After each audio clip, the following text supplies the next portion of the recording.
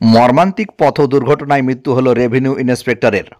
বৃহস্পতিবার সন্ধ্যায় মুর্শিদাবাদ জেলার কান্ধি থানার অন্তর্গত রণগ্রাম এলাকাতে দুটি গাড়ির মুখোমুখি সংঘর্ষের জেরে পথ দুর্ঘটনায় মৃত্যু হল এক রেভিনিউ ইন্সপেক্টরের।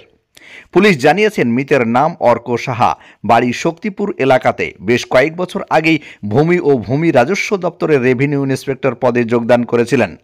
বর্তমানে কান্ধি ব্লকের অন্তর্গত ভূমি ও ভূমি সংস্কার দপ্তরের রেভিনিউ পদে কর্মরত ছিলেন। বৃহস্পতিবার বিকালে তিনি অফিস শেষ করে বহরমপুর যাচ্ছিলেন, আর যাওয়ার পথেই কান্ধি থানার রণগ্রাম এলাকাতে দুটি গাড়ির মুখোমুখি সংঘর্ষের ফলে ঘটনাস্থলেই মৃত্যু হয় তার।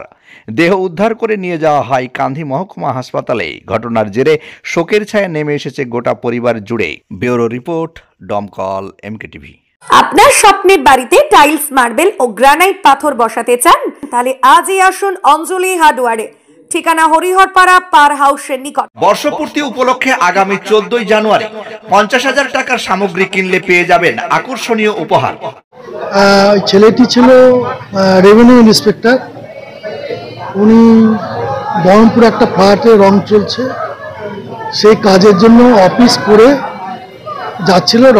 In the meantime Rangram ব্রিজের নিচে দুটো গাড়ির মুখোমুখি সংঘর্ষ হয় এবং তৎক্ষণাৎ একটি বোলেরো গাড়ি ওদেরকে পেস্ট করে দিয়ে চলে যায়। সঙ্গে সঙ্গে ঘটনাস্থলে মৃত্যুটা হয়। কি নাম যিনি মারা গিয়েছেন? অর্ক সাহা। বয়স কত হবে? বয়স 33। বাড়ি কোথায় এনার? শক্তিপুর। কান্দি ব্লকের উনি আড়াই ছিলেন। হ্যাঁ, কান্দি। আপনার নাম? আমার নাম সুব্রত সাহা। আপনি আত্মীয় হচ্ছেন? আমি আত্মীয় হচ্ছি।